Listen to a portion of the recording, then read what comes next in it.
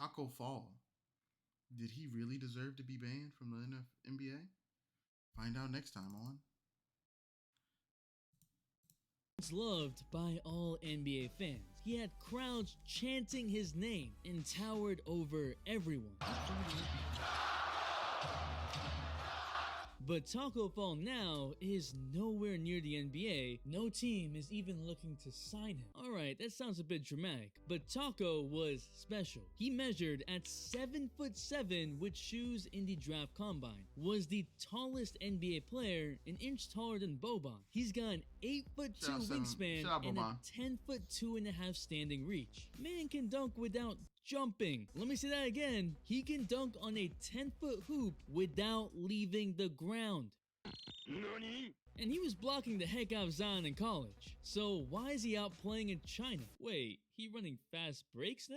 Boy, no Euro. Hey! What happened to Taco Fall, and can he come back? What is up, dudes, that's Ballers Players? It's your boy MJ. Unlike most NBA players who started off playing at a young age, Taco started playing basketball when he was 15 years old in Senegal. Bro was 7'3", but couldn't dunk. He couldn't run across the court 2 times without being out of breath. He came from nothing, sometimes not.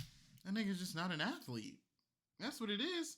It's not that he wasn't good, he's just not an athlete. Even having food to eat. So he was looking for a way out. He moved to the US at 16 and looked like a giant. He improved at Flying Star Academy and he was different in high school. A 3 to 4 star recruit, 40 different colleges expressed interest, and he ended up going to University of Central Florida. Now 7'6", 270 pounds. That's actually, worked on his, if you're gonna be that size, I feel like you gotta be heavy. Like, them niggas built like Chet Holmgren, Victor Wembanyama, they're gonna fucking fall apart.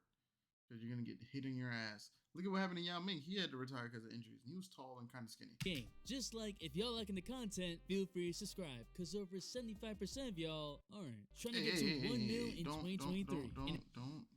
In his second year, he became the American Athletic Conference Defensive Player of the Year, averaging 2.6 blocks. Throughout his 4 years at college, he shot 74% from the field. No one was stopping him, but he was still under the radar, only averaging 10 points a game. I don't know how you would miss him. Hey, yo! But that changed when he faced off against Zion and Duke in the 2019 NCAA tournament. You know, when Taco was casually kneeling and still taller than this player. Why you bullying me? The game was neck and neck despite Duke being the overwhelming favorites. Everybody saw this giant dominate, scoring easy buckets and blocking shots, especially Zion's. Although Duke only won by 1 point, Taco finished with 15, 6, and 3 blocks and was given props for keeping UCF in it when they had no business being there. He declared for the 2019 draft, but despite his strong college showing, there were glaring weaknesses. He was painfully slow and unable to shoot, a no-no in the modern era. Still, he had no injuries, so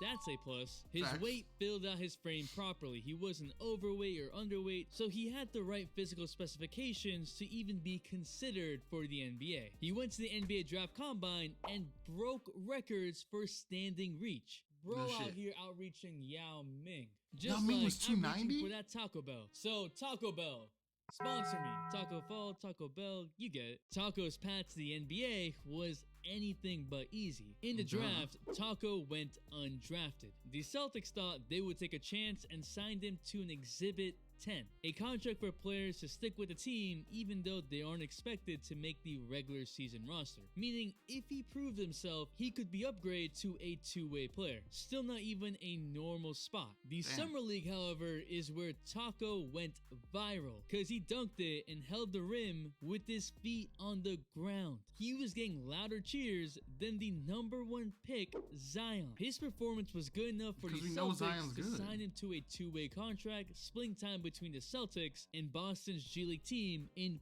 Portland, Maine. He was out here driving over 100 miles between states to get opportunities to play. But the Summer League drew lots of eyes towards Taco. He became a fan favorite and was getting asked for picks and signatures. At that point, I ain't gonna cap. I'm not even gonna be focused on actually playing basketball no more. My name is Taco. I am the spokesperson for Taco Bell.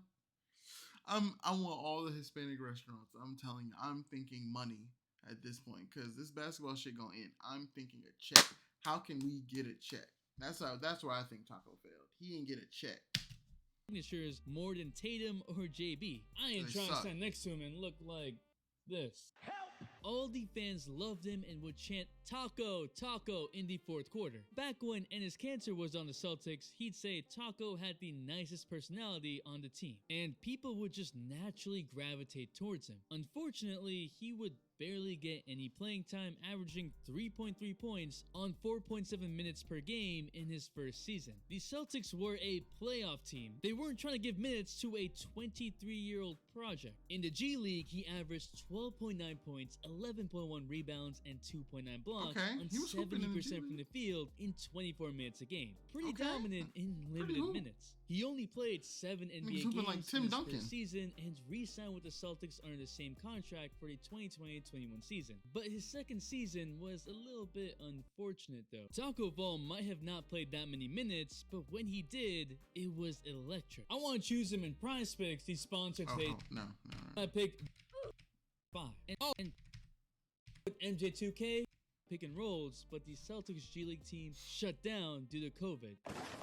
And his main source of playing time was cut off. Taco didn't get enough reps in, and once again barely played with the Celtics. This time playing 19 games and 7 minutes a game, but in less than ideal situations. The Celtics were a playoff team that had an all-switch defense. Changing the entire scheme so Taco could play was not something Brad Stevens was about to do. Niggas not gonna thrive in the defense. Even if he was averaging 1.1 blocks in 7 minutes. Eventually, Taco became a free agent. The Celtics then re-signed him on September 27, 2021. He signed a 2-way contract with the Cleveland Cavaliers, who gave him some more opportunities.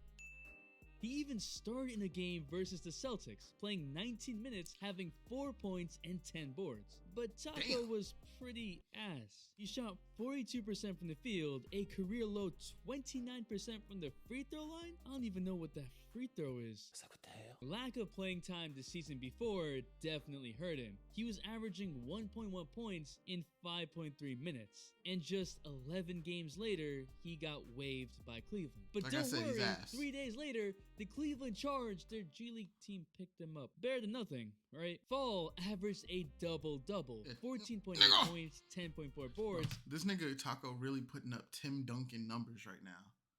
On 75% from the field. He's shown that he can have some impact in certain levels of competition, but just the wrong sort of impact. Interior defense, but without perimeter defense. In the 2022 offseason, no team signed him. No more Taco Tuesdays. He appeared in the Jazz 2022 Summer League team, only played 2 games, had 12 points, 15 boards, and 3 blocks in one of them, and still wasn't signed. And so he took his talents overseas to China in August of 2022, in a move that quietly went under the radar, as quiet as it could be for Taco. I mean, a video on him winning a tip-off has nearly 1 million views, so yeah.